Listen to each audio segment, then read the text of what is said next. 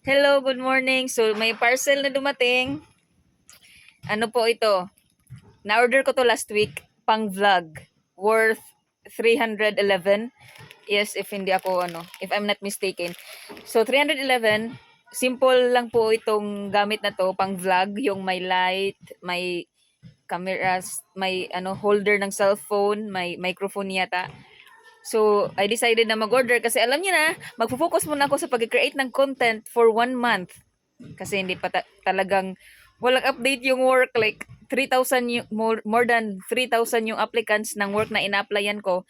Tapos guys, 100 lang yung mapipili. So grabe yung competition. So magvo-vlog na lang ako, gagawa na lang ako ng content para mag-boom yung page. Kapag nag-boom yung page, may tendency na mas lalaki yung income. Pero hindi pa kami nakaabot ng threshold. So mag-subscribe na kayo kay Hadas at Judah kasi nakakatulong yun para makasahod kami ng malaki.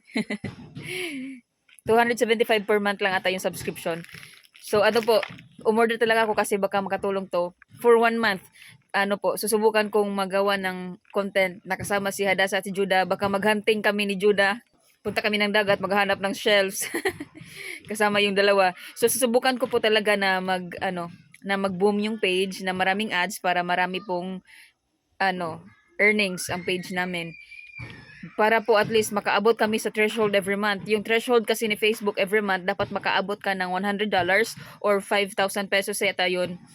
So, kailangan namin yung abutin para every month may sahod. Kapag every month may sahod, malaking tulong po yun. So far, hindi pa kami nakasahod. Hindi pa kasi umabot yung income ng Facebook namin sa threshold. Pero I think, next month, aabot na siguro. Oy, grabe naman. So, ito po, mag-unbox tayo.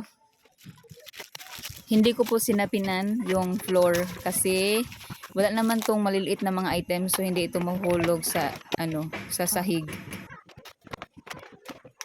Microphone. Microphone holder.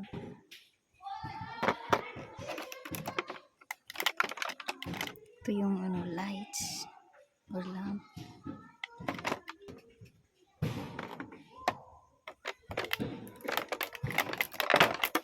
Ito yung holder talaga.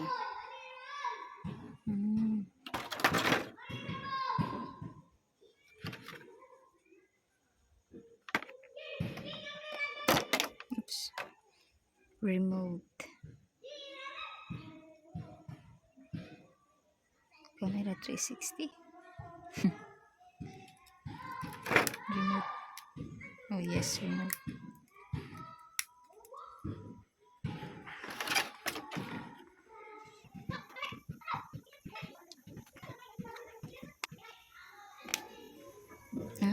Dapat pala i-press ito yan para ma-move mo yung lalagyan ng holder ng phone.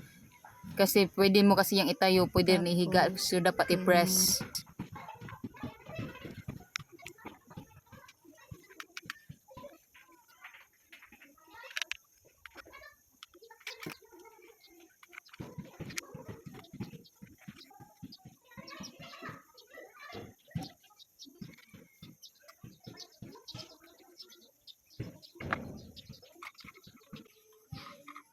This time, naguluhan ako saan ko ilalagay yung lamp.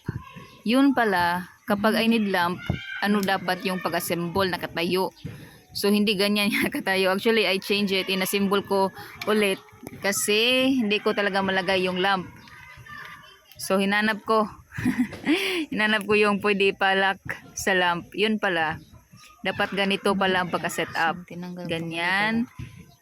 Dapat nakatayo kasi yung lock ng lamp nasa itaas nitong holder ng cellphone.